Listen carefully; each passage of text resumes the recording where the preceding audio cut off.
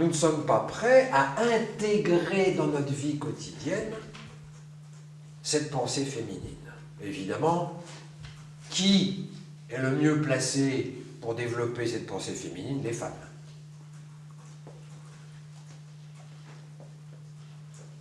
Ce qui fait que dans la mutation actuelle de notre société va bouger par l'entremise du féminin. Pour la bonne raison que le féminin ne s'y retrouve pas dans la pensée masculine.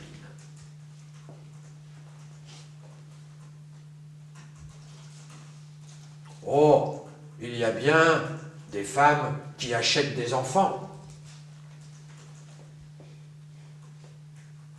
plutôt que d'en faire, alors qu'elles sont tout à fait capables d'en faire. Mais quand même, ça handicape le boulot.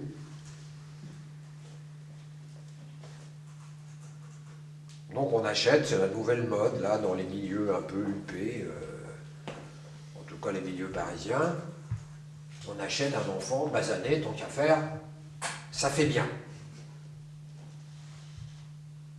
Mais quand à le porter dans son ventre, alors là, pas question.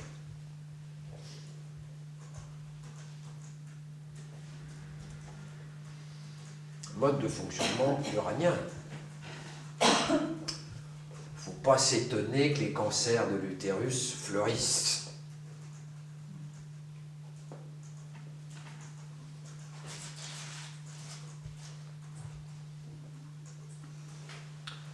Le féminin ne s'y retrouve pas.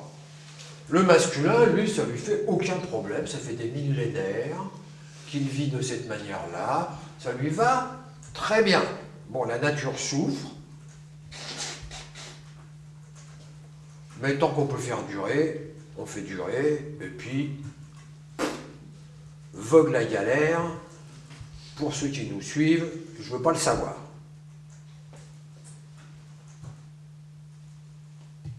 Ce qui compte, c'est maintenant, tout de suite, le profit immédiat et les conséquences pour le futur, ça ne m'intéresse pas. Mode de pensée uranien. Donc, ce mode de pensée féminin, ultra nécessaire dans le temps actuel pour compenser ce mode de fonctionnement masculin, va représenter le défi des années à venir et va représenter la solution qui permet de trouver des réponses. Parce qu'il ne faut pas attendre des systèmes politiques actuels qui fonctionnent sur le mode uranien de trouver des réponses pour sortir du mode de fonctionnement uranien. C'est une impossibilité fondamentale. Donc, par où ça va passer? Par le collectif. On a vu, Neptune, c'est la conscience de classe.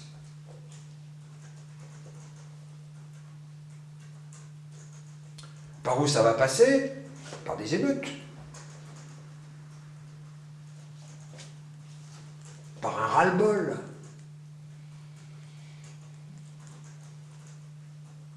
Si ce chemin individuel d'intégration de la pensée féminine ne se fait pas, ça va passer par la foule. Ça va passer par l'inconscient collectif qui va remettre en cause le fonctionnement de notre société qui s'est élaboré il y a 180 années.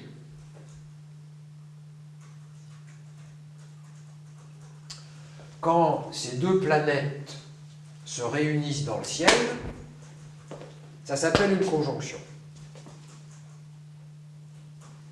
Ces deux planètes se réunissent dans le ciel tous les 181 ans. Donc, tous les 181 ans, il y a une remise du compteur à zéro, Et jusqu'à présent, la remise du compteur à zéro a consisté à augmenter la part d'individualisme, parce que ça fait partie d'un cycle plus large, plus grand, de 3700 ans, qui voit se réunir 3 planètes, à savoir Saturne, Uranus et Neptune. Tous les 1700 ans. Oui. Moins 1777, la dernière réunion au même endroit des 3 planètes.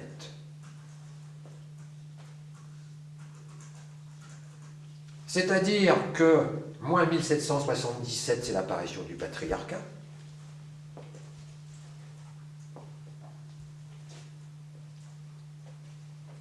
Avec les religions monothéistes.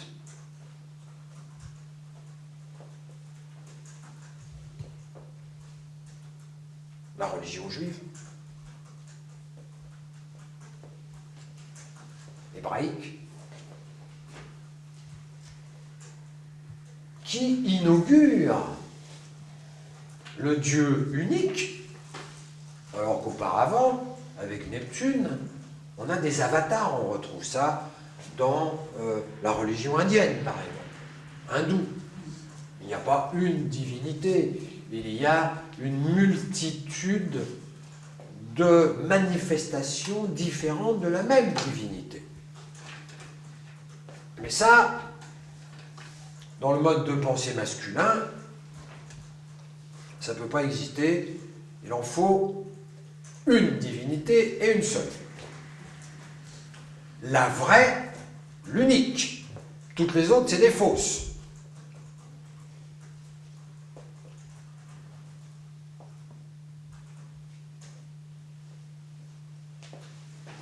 Ceci va de pair avec le fait que dans notre société, la religion a disparu. Sous forme d'intégrisme,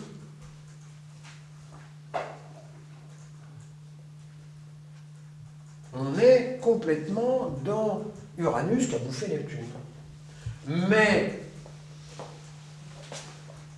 1989-1993, c'est la donne qui change. C'est l'inversion qui se met en place. C'est petit à petit Neptune qui va prendre le pas sur Uranus.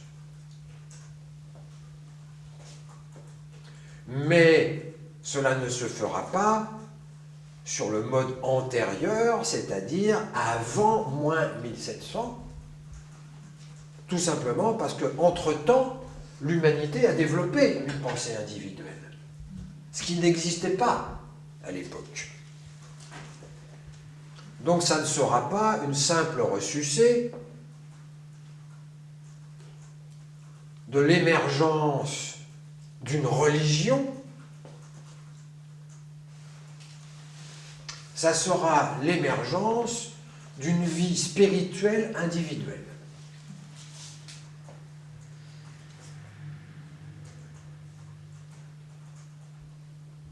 Qui va prendre place petit à petit. Alors on a le temps, hein. Il va y avoir une dizaine de cycles, une quinzaine de cycles Uranus-Neptune à venir. Donc on est au tout début de cette mutation. Mais quand même, la question de la spiritualité est au cœur du questionnement de l'être humain à l'heure actuelle, parce que le religieux n'apporte plus de réponse. Et le religieux n'apporte plus de réponse parce que la conscience individuelle s'est construite, parce que l'individu ne peut plus croire à des balivernes, parce que l'individu ne peut plus croire à des généralités. Il a besoin d'expérimenter personnellement ce que raconte le religieux. Personnellement, pas en groupe, pas de manière collective, ce qui n'empêche d'ailleurs pas le regroupement collectif, mais ce n'est pas le cœur de l'affaire, alors que le religieux était collectif. Il a toujours été collectif.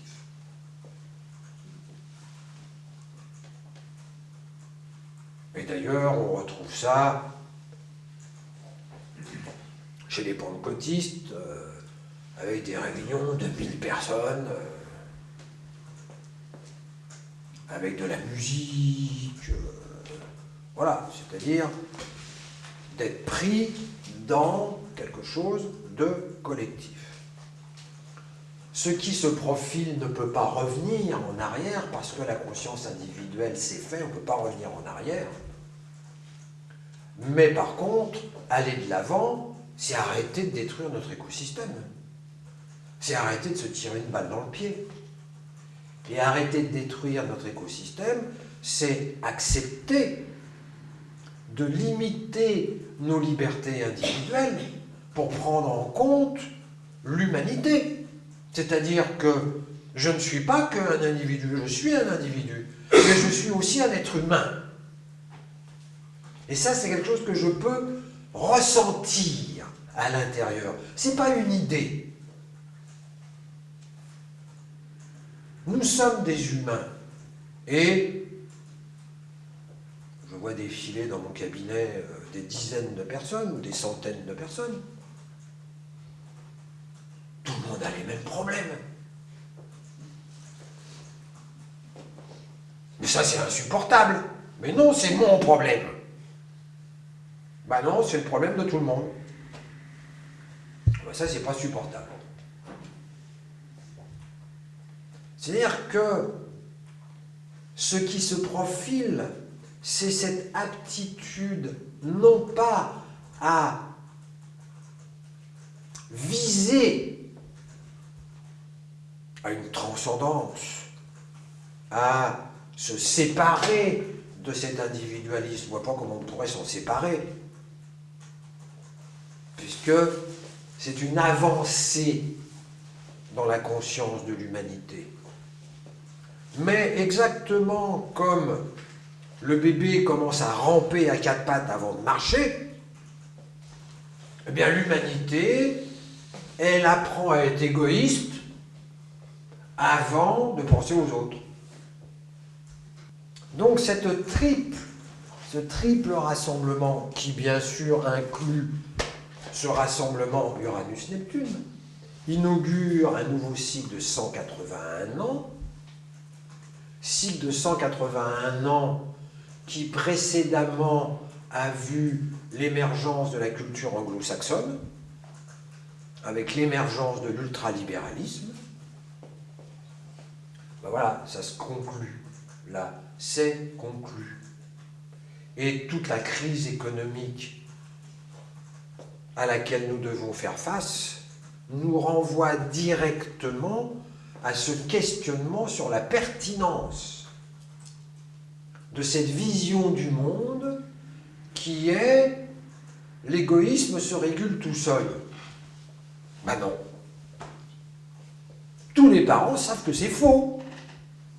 C'est une évidence pour un parent que si on ne pose pas des règles, ben l'enfant il bouffe tout, hein, il bouffe tout l'espace. Il n'y a pas de limite, il n'y a pas de régulation. C'est la loi du plus fort, c'est la jungle. Donc le système social dans lequel nous sommes, c'est un système de jungle. Le plus fort bouffe le plus faible. Et comme nos moyens techniques nous permettent de faire interférence avec la planète Terre, eh bien on se tire une balle dans le pied. Parce que nous sommes sur un vaisseau. Nous sommes sur un vaisseau spatial, dans la réalité. Et on n'a rien d'autre que ce vaisseau spatial. Il n'y a rien d'autre de l'univers pour nous accueillir. Si on pourrit le vaisseau dans lequel nous sommes.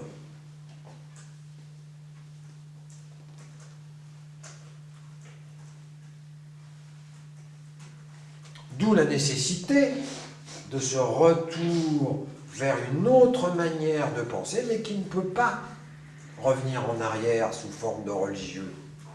Il y aura des tentatives, c'est évident.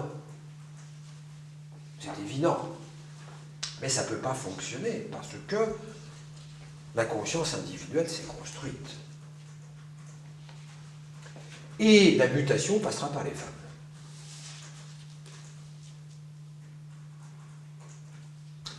Parce que l'amour de l'autre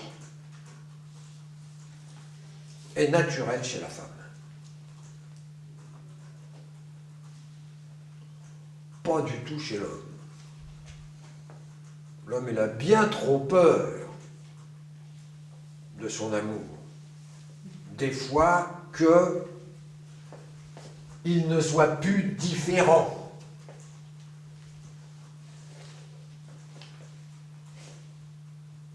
Des fois qu'il se fasse bouffer par maman. Mais si c'est la femme qui peut être porteuse de cela, c'est aussi parce qu'elle a développé cette pensée masculine. Sans ça, ça ne peut pas fonctionner. Sans ça, c'est le retour en arrière.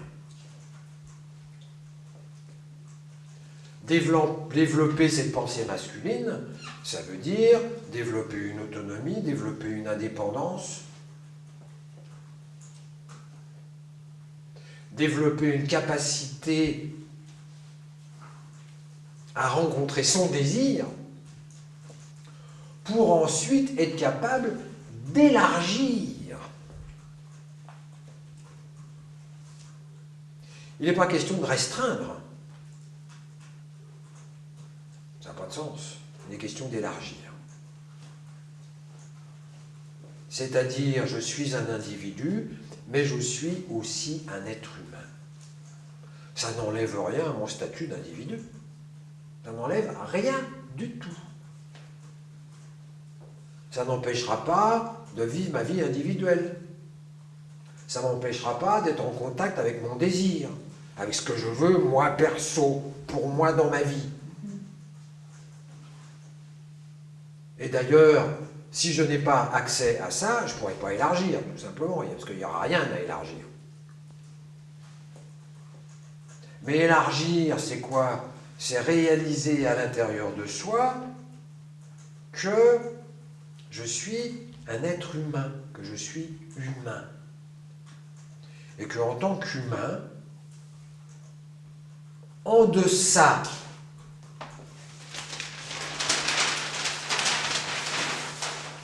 de toutes mes différences, on se ressemble beaucoup plus que nous sommes différents. Prenons un exemple. Prenons l'exemple d'une fourmi.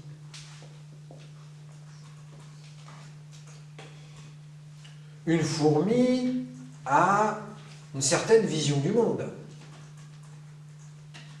qui est liée à ses organes de perception, qui est liée à sa structure cérébrale et à sa représentation du monde.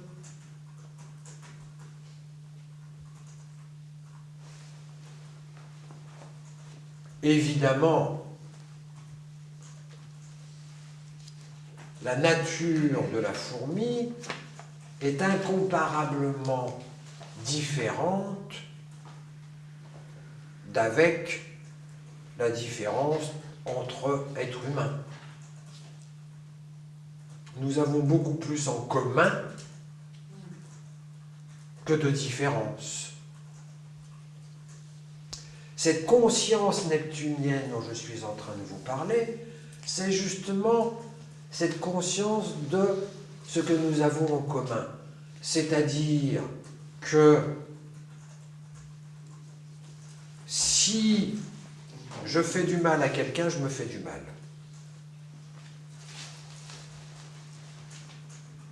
Parce que je fais du mal à l'humanité.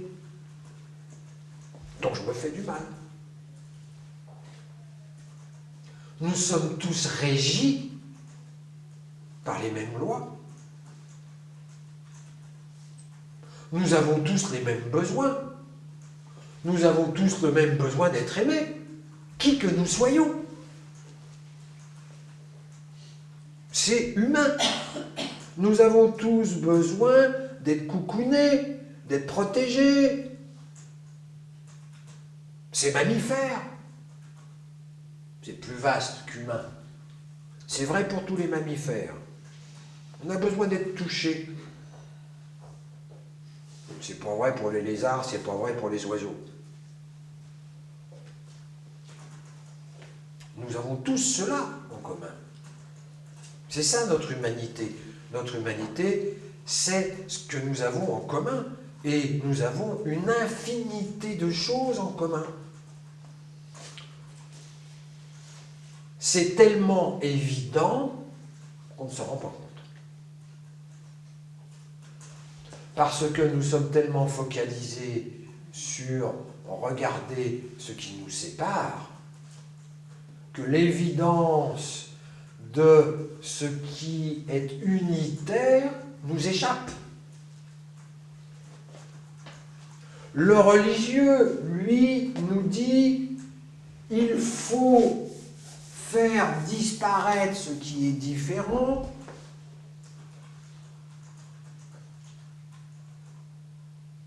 pour retrouver ce qui est commun.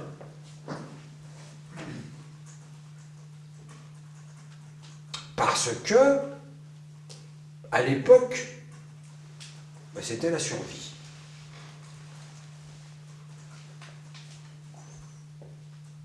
La société humaine n'a pas pu se construire à partir de considérations individualistes. Elle n'a pu se construire qu'à partir de considérations collectives. Et ces considérations collectives étaient véhiculées par le religieux.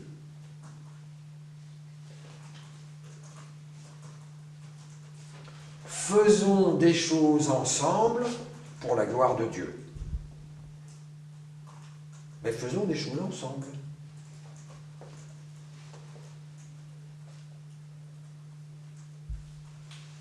Donc il fallait un parent mythique, Dieu le Père. Avant Dieu le Père, il y avait Dieu la Mère, peu importe. Il fallait un parent mythique pour nous obliger, pour nous morigéner, pour désigner le péché, ce qu'il ne faut pas faire. Et ce qu'il ne faut pas faire, c'est être égoïste. C'est très vilain, ça. Ben voilà, nous sommes dans une société d'égoïstes. Donc forcément, le religieux disparaît. Logique. Le problème, c'est qu'on est en train de détruire notre environnement. À ignorer totalement ce qui nous relie, j'ignore totalement ce qui me relie à mon corps, j'ignore totalement ce qui me relie aux autres, et j'ignore totalement ce qui me relie à la nature.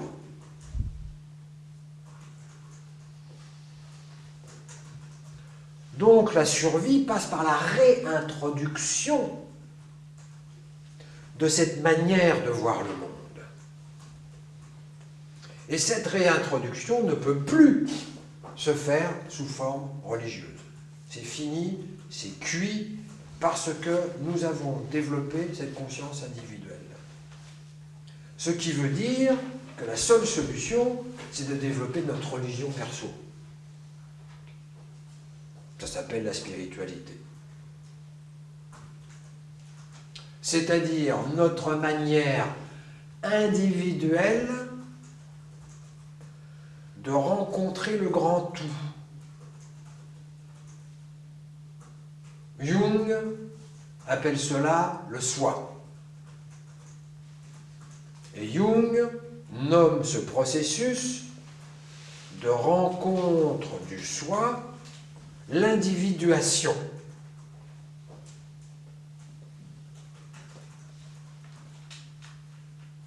Ça a été nommé.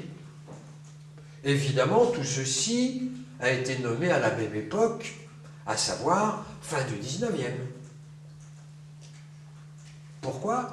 Parce que cette conscience collective émerge à ce moment-là.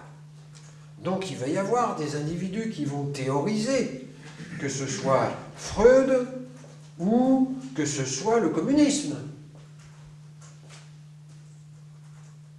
C'est la même chose.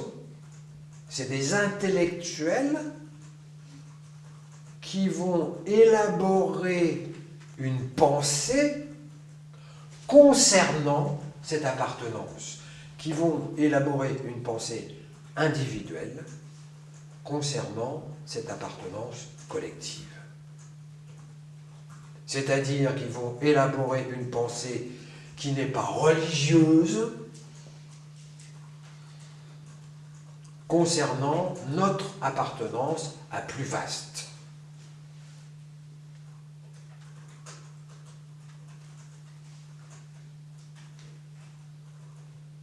Ça ne se fera pas sans cheminement personnel. Cette religion individuelle, ça va demander à chacun de faire le tri vis-à-vis des religions. Les religions, elles racontent des choses extrêmement intéressantes, extrêmement passionnantes. Mais c'est pour des enfants. C'est pour un stade enfantin de l'humanité qui n'a pas encore construit de vision individuelle. Donc, le fond du religieux est parfaitement juste. C'est-à-dire que le religieux a une excellente connaissance de l'être humain. Excellente connaissance. Mais c'est véhiculé à travers des métaphores, à travers des images, à travers des représentations mythiques qui vont pousser les uns et les autres à un idéal à atteindre. Or, le problème de l'idéal à atteindre, c'est que ça ne nous permet pas de réaliser que c'est en nous, puisqu'on le cherche ailleurs. On le cherche au ciel, hein, puisque toutes les représentations, c'est la divinité au ciel. Donc, le spirituel, il n'est pas là.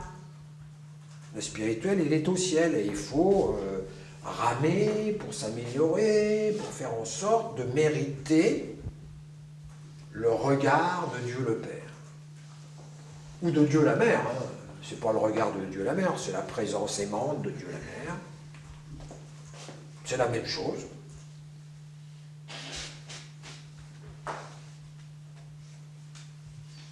Mais le religieux véhicule une connaissance très profonde de l'être humain. Le religieux a des dizaines de millénaires d'expérience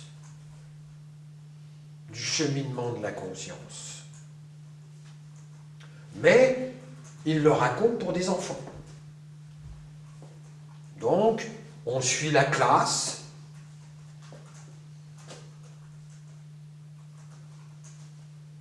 On se réunit, on fait des choses ensemble, parce qu'on n'est pas capable d'intégrer. Mais justement, nous sommes devenus capables d'intégrer. C'était d'ailleurs le message du Christ, fondamentalement. Vous êtes les enfants de Dieu. Ça a été la révolution. Il en est mort, le pauvre. Imaginez, plus besoin de prêtre. Bonjour le scandale. Plus besoin d'intermédiaires. Prise directe. D'individus en prise directe avec Dieu.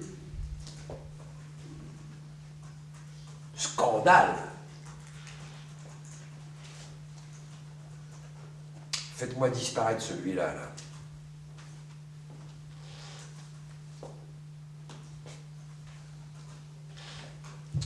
Eh bien, l'enjeu du temps actuel, c'est de réaliser ça. À savoir, évidence première, nous sommes une étincelle d'esprit.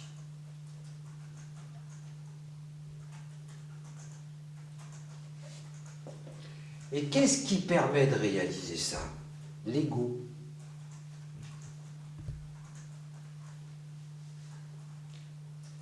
C'est le véhicule de l'esprit. C'est-à-dire qu'il est question d'intégrer la conscience individuelle.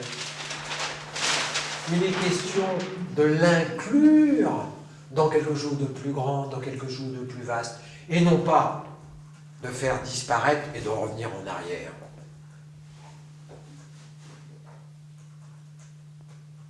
La société uranienne est une société égoïste, d'égoïste. Il suffit de regarder comment fonctionne l'économie. Pas besoin d'aller chercher loin, hein.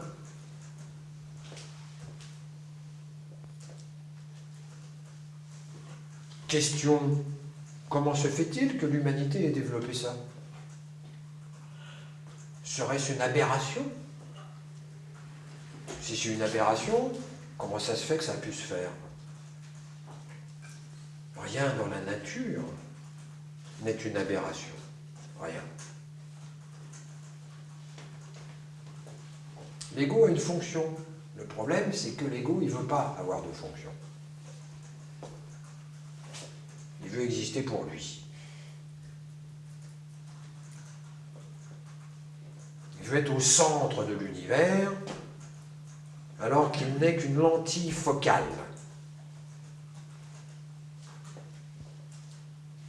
Mais sans lentille focale, mais il ne se passe rien. L'esprit, il est là, mais il ne se passe rien. L'esprit baigne l'univers, mais il ne se passe rien. C'est justement parce que nous avons développé ce côté étriqué que nous devenons capables d'être un média.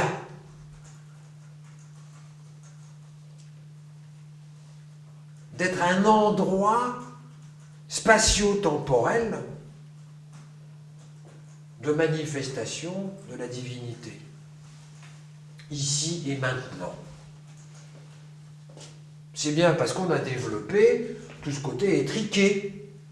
Seulement, ce côté étriqué, c'est quand même intéressant, ce côté étriqué.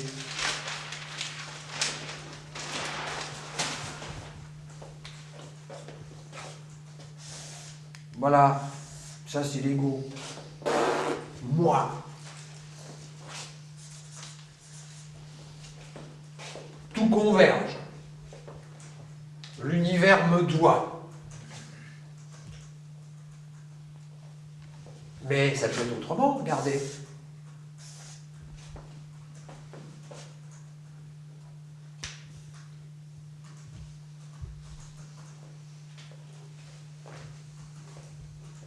Lentille focale. C'est-à-dire, je peux être un lieu de manifestation ici et maintenant d'une dimension plus vaste. Pourquoi? Parce que j'ai une conscience. Cette conscience individuelle, c'est le substrat nécessaire à la conscience avec un grand C.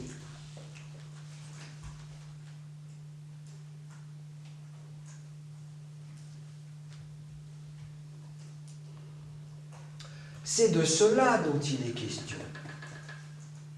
Et la pensée féminine, c'est quoi? C'est ça.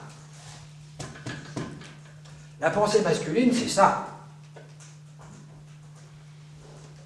En ajoutant à la pensée masculine, et non pas en substituant la pensée féminine, en ajoutant la pensée féminine à la pensée masculine, eh bien, on obtient justement ce chiasma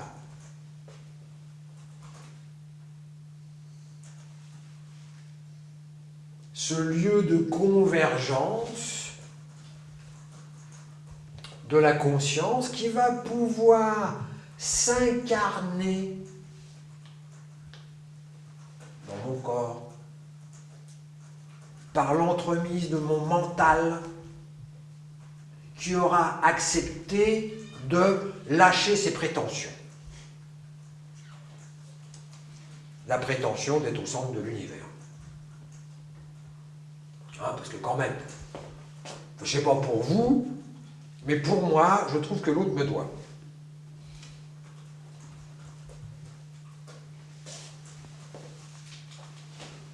L'autre n'a pas d'autre raison d'être que de satisfaire mes besoins, non? Ça, c'est moi. Alors évidemment, c'est un peu limité, hein. Mais être au centre de l'univers, c'est créer un centre, justement. Alors, tant que ça se limite à ce mode de fonctionnement de ramener tout à soi, ben voilà, on est dans la société dans laquelle nous sommes. Si on ajoute la pensée féminine, voilà ce qui se passe.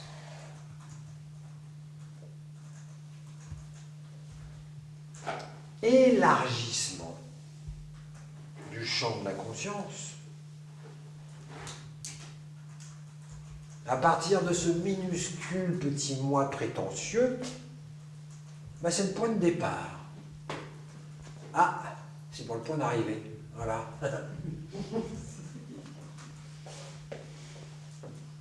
Toute la différence, elle est là.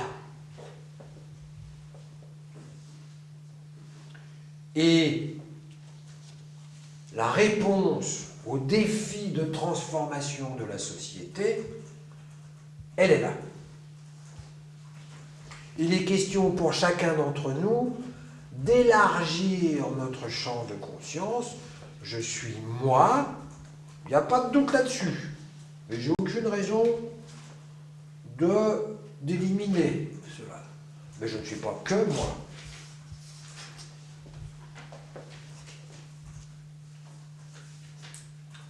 Moi est un émissaire.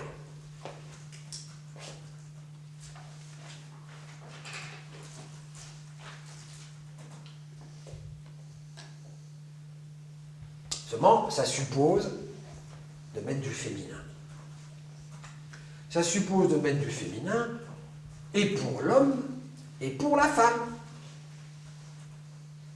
Parce que la femme qui a construit cette pensée uranienne, elle en est au même stade que les hommes.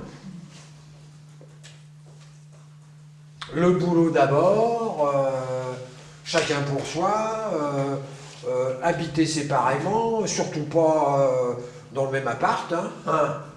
Attends, quand même, faut garder son indépendance.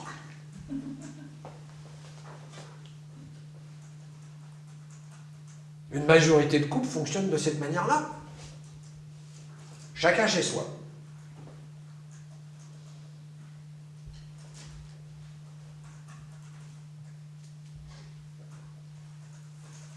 Donc la question de la femme est exactement la même question que celle de l'homme, à savoir accepter d'ouvrir le champ de la conscience. C'est plus facile pour la femme que pour l'homme. Voilà. C'est la même question, mais la nature féminine est plus proche de ce mode de fonctionnement de la psyché que ne l'est l'homme. À la différence que le risque, c'est que la femme mette du religieux, là.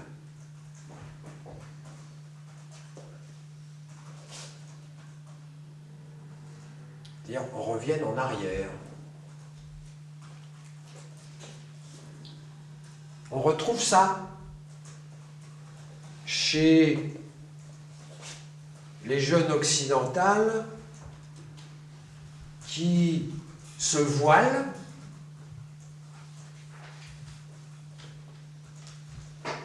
dans le sens de revenir en arrière en direction de tradition, c'est-à-dire revenir à du religieux. Parce que ça aussi, c'est plus facile pour le féminin que pour le masculin. Parce que la femme est plus proche du religieux que ne l'est l'homme. Ça a toujours été les femmes qui ont entraîné les hommes en direction du religieux.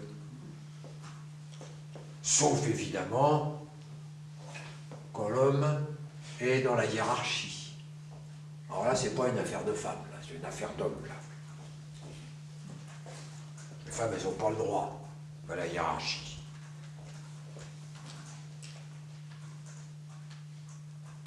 Mais en ce qui concerne la sensibilité, le religieux parle beaucoup plus à la femme qu'à l'homme. Parce que l'amour est spontané chez la femme. Et l'amour est spontané chez la femme parce que c'est naturel dans la relation à son enfant, et ça marche dans les deux sens, à savoir l'enfant aime sa mère et la mère aime son enfant. Ça circule des deux sens, ça ne circule pas en un seul sens. C'est une expérience vécue. C'est pas là.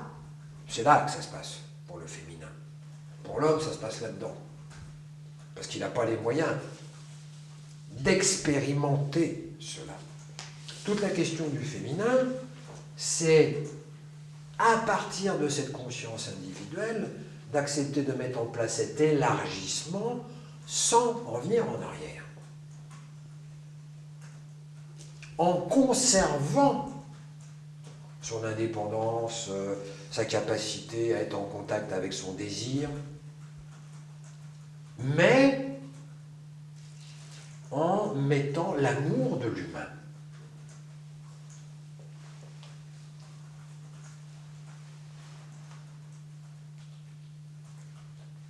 Ce sera donc les femmes qui vont montrer le chemin.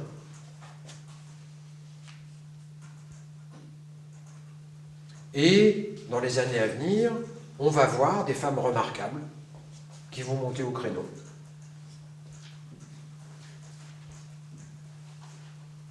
Qui vont monter au créneau social. Des uraniennes qui auront fait ce chemin d'élargissement.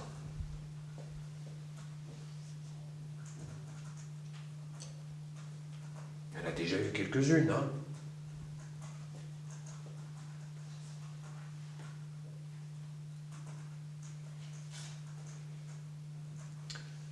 Les nouvelles générations, c'est-à-dire les jeunes qui sont nés entre 89 et 95, vont être des catalyseurs. Quand ils seront à l'âge d'être en dynamique sociale, quand ils seront à l'âge, ça ne va pas tarder, hein, d'être aux manettes de la société, c'est eux qui vont faire bouger. Parce qu'ils sont porteurs de ça. Ils portent un nom. Ça s'appelle les enfants cristal. Spéciaux. Si vous avez des enfants dans ces eaux-là, il n'y a pas de doute là-dessus, c'est une évidence première, ils sont spéciaux. C'est des mutants. Réellement. Ils ne sont pas fabriqués comme nous dans leur tête.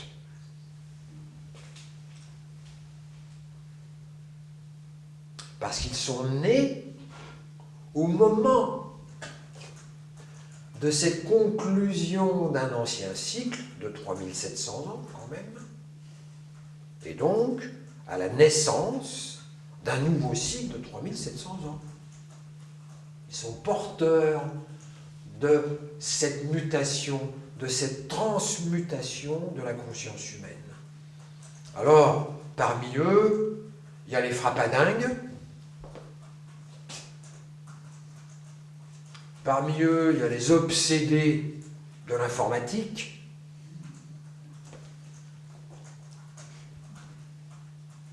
Et puis, il y a les génies.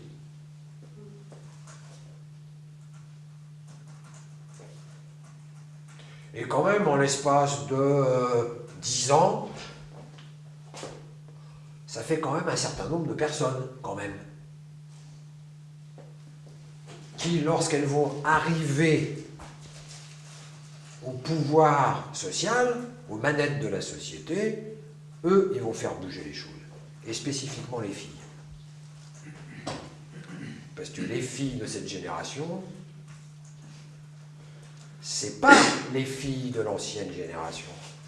C'est pas les mêmes, hein? N'est-ce pas les mamans, là? C'est des battantes. C'est des uraniennes. Au point qu'elles font peur aux garçons. Parce que, justement, elles ne correspondent absolument plus à l'ancien modèle de femme. De la femme neptunienne, soumise. Non, non, c'est des chasseresses. Hein. Celui-là, je le veux, je l'aurai.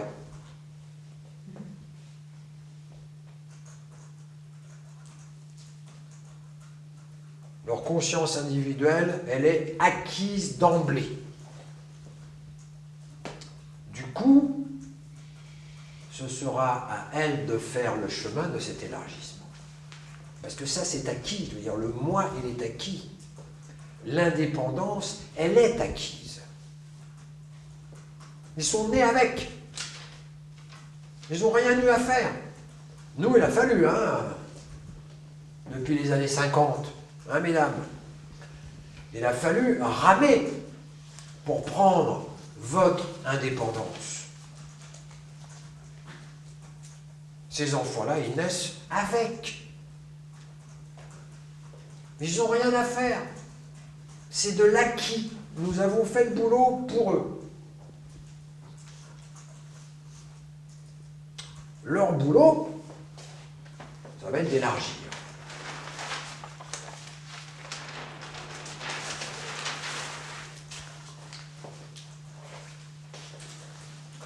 Et comme c'est les filles qui sont fortes, et les garçons ont un problème, ben c'est elles qui vont faire le boulot. D'élargissement du champ de la conscience, c'est pour ça que je vous disais, on va voir apparaître des personnages féminins tout à fait remarquables, hors normes, porteurs de réalisation personnelle et non plus porteuses d'idéal. Parce que le personnage religieux propose un idéal dans la mesure où lui-même n'a pas réalisé ce qu'il véhicule comme idéal.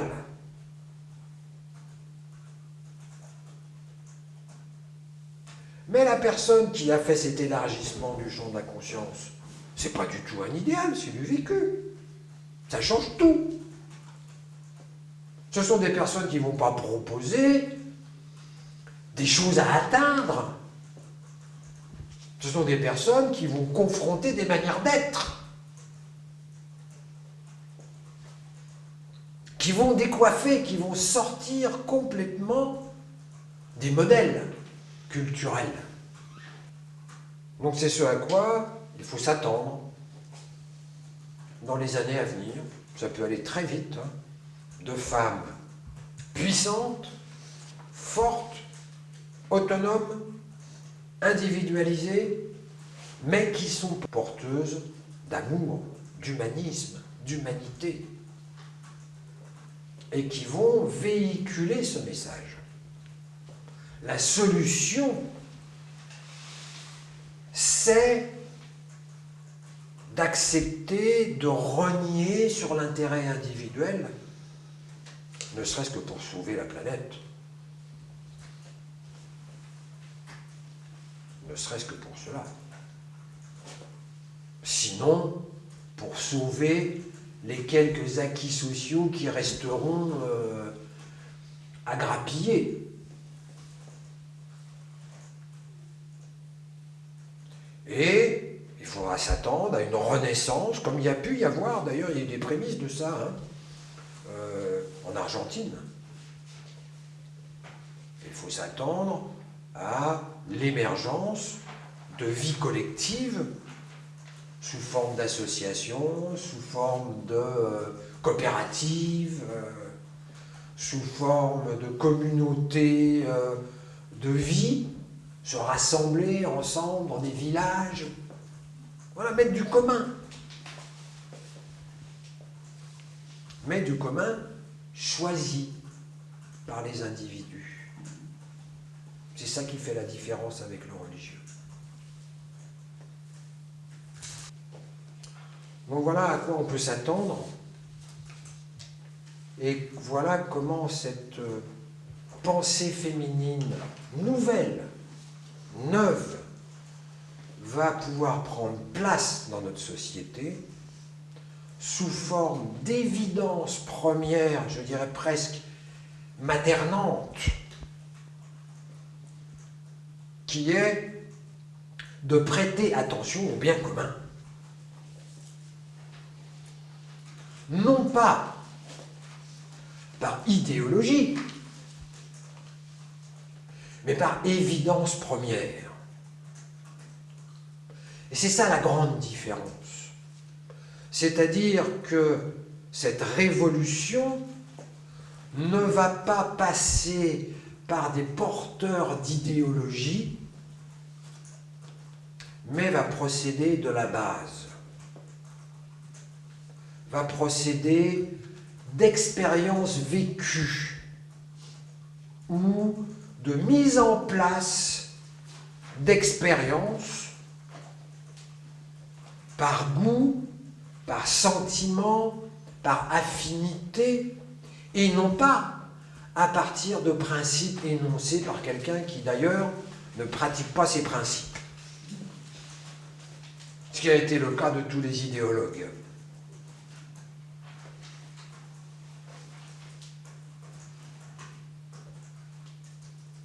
Très curieusement, c'est des fils de bourgeois huppés qui ont développé le communisme. C'est pas parti de la base, hein. Le socialisme, pareil. Ça a été conçu dans des discussions de café.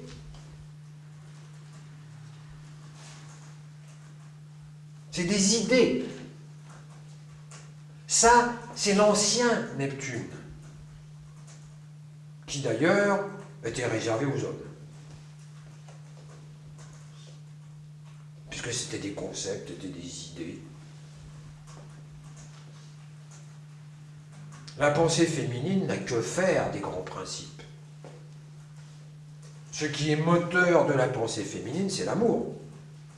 C'est l'évidence de l'amour, non pas l'idée de l'amour, mais le ressenti de ce qui est nécessaire pour le bien commun. Comme une mère a l'évidence de ce qui est bon pour son enfant. Et ce qui est bon pour son enfant, c'est bon pour elle, parce que voilà, ça marche ensemble. C'est pas une théorie de ce qui va être bon pour l'enfant. D'ailleurs, c'est souvent un problème pour la maman. Le corps médical dit ceci, et elle sent autre chose.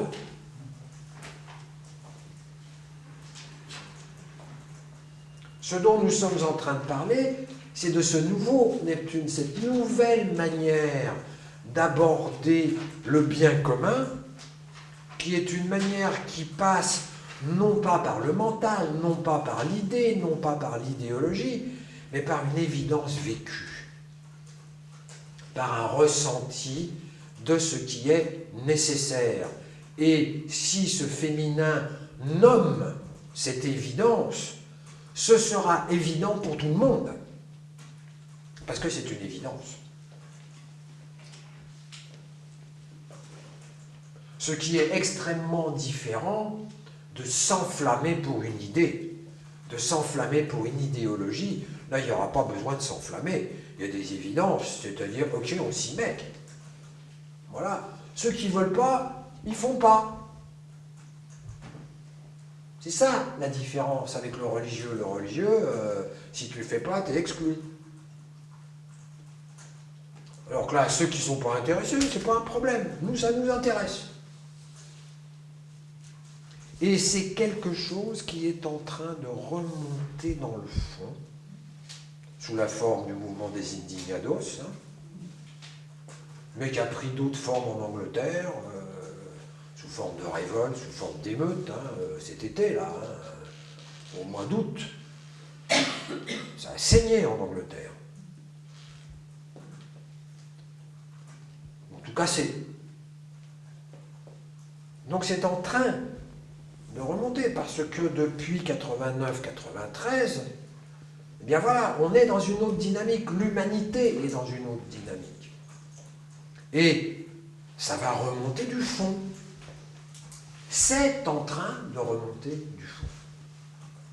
Et ça prendra cette forme collective sur le mode uranien, à savoir chacun à sa manière. Donc, il y aura des regroupements. Tiens, allez, on va faire une petite copée. Parce qu'on est intéressé par la biologie, parce que ça coûtera moins cher, parce que patin, couffin, parce que la crise économique ceci, la crise économique cela, parce que les circonstances sont là, et parce que les consciences individuelles sont là, qui est que l'individualisme, ça suffit. Sans perdre pour autant l'individualisme. C'est pour ça que ça ne fera pas des taches d'huile avec des mouvements collectifs. Ça va faire des petites taches. Une multitude de petites taches qui vont s'interfacer les unes avec les autres. Association d'Uranus avec Neptune. Et ceci se traduit dans notre thème particulier, dans notre thème astrologique, par le côté masculin, c'est le Soleil, le côté féminin, c'est la Lune. Et il est question de réintroduire de la Lune dans notre vie personnelle. Réintroduire de la Lune, c'est réintroduire de la dépendance. C'est réintroduire avoir besoin de l'autre. C'est réintroduire une évidence première qu'on a besoin d'être sécurisé par l'autre. C'est humain. Sans pour autant être identifié avec cela. Pouvoir être indépendant tout en acceptant de dépendre. Ça se traduit comme ça, dans le concret de notre vie perso. Ça se traduit aussi par savoir s'écouter, savoir lâcher le pied, lever le pied quand c'est nécessaire. C'est pas toujours facile. C'est une écologie personnelle, c'est une autre écologie personnelle, mais tout ça c'est la même chose, c'est-à-dire que c'est incarner dans notre vie perso ces grands courants collectifs nommés Uranus et nommés Neptune. Uranus est en lien avec le Soleil en astrologie, et Neptune est en lien avec la Lune en astrologie. C'est comme ça que ça se traduit dans le concret de notre vie.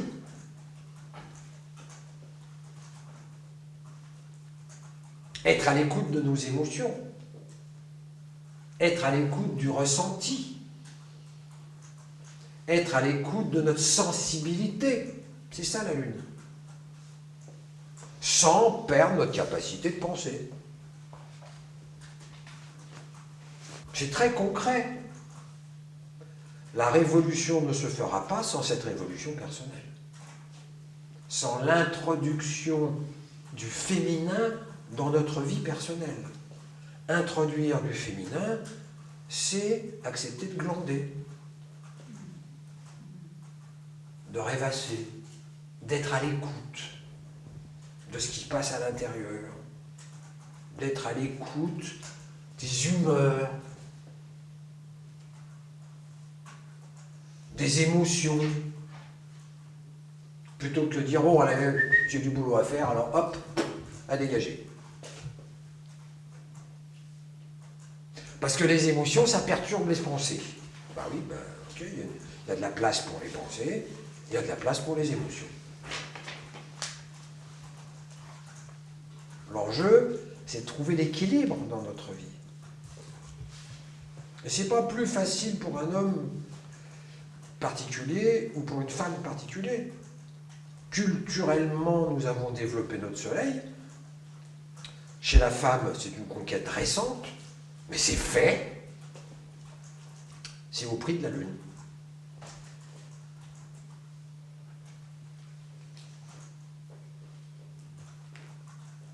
Être indépendante, c'est au prix d'être seule.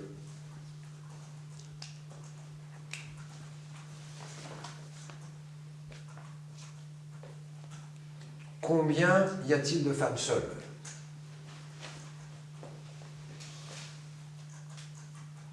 Et donc d'hommes seuls, hein?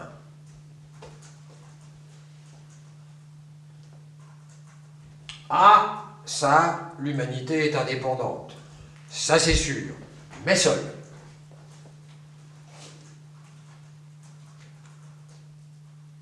Réintroduire sa lune, c'est s'attacher. C'est quoi le problème d'être attaché?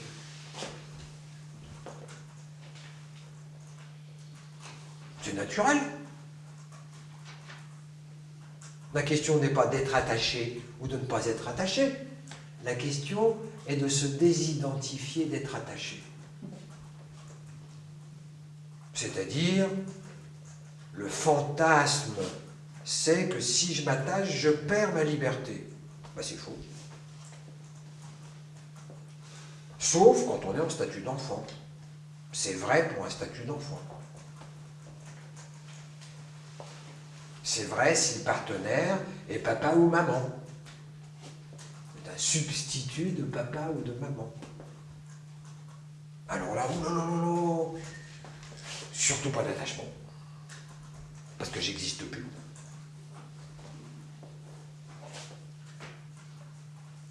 C'est un fonctionnement enfantin. Donc ça, c'est un travail perso à mettre en place. Si ce travail perso ne se met pas en place, comment quelque chose de collectif va pouvoir s'incarner, va pouvoir se concrétiser? Ça ne pourra pas. Ça, je veux dire que la collectivité, c'est nous. C'est pas autre chose que nous. Ça passe par nous. Il n'y a pas de collectivité sans de membres de la collectivité.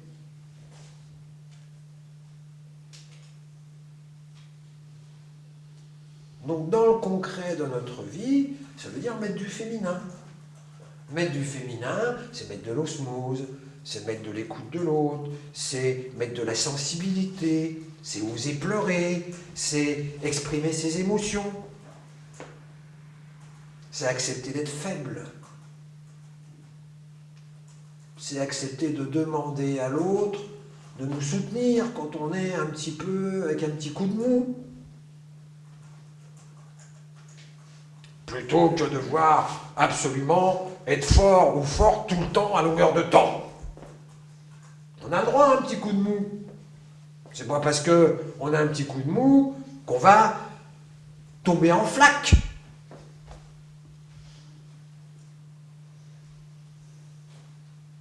Mais on a peur de ça, parce qu'on a peur de régresser à maman ou papa.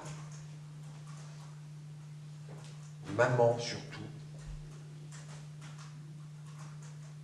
On a peur que si on a un petit coup de mou et que l'autre vienne nous coucouner, il en profite, le salopio, pour nous mettre le grappin dessus, pour nous priver de notre sacro-sainte liberté. Mais si cette conscience individuelle, elle est construite, comment l'autre peut-il m'affecter? Si je tiens à qui je suis indestructible. L'autre, il veut bien vouloir ce qu'il veut, ça le regarde. En quoi ça l'affecte? Qu'il veuille ceci ou qu'il veuille cela. S'il veut ceci, ça me va, ça va. S'il veut ceci, ça me va pas, ça me va pas. Moi, marre. Je tiens à qui je suis. C'est ça, l'Uranus. Je sais ce que je veux. Je tiens à mon désir. Ça, c'est ça qui me rend vivant. Maintenant, tu veux autre chose? Non, pas mon truc. Si je tiens à ça, je peux avoir droit à un petit coup de mou. Ça ne me fera pas disparaître ce à quoi je tiens. C'est ça mettre du féminin. C'est s'accorder un petit coup de mou. Une petite faiblesse, histoire de se faire coucouner, se faire requinquer. Qui n'a pas envie de ça? Qui n'a pas besoin de cela? C'est reconnaître ce besoin dont il est question. Mais un besoin, on peut s'en passer. On n'est pas esclave de nos besoins. Pas parce que j'ai besoin de ça et que je ne peux pas le satisfaire, que je ne pourrai jamais le satisfaire. Je ne peux pas le satisfaire maintenant, tout de suite. Bon, je peux pas. L'autre, il n'est pas d'accord, il n'est pas prêt, patin, couffin, etc. Ok. C'est pas un problème. Je ne vais pas mourir.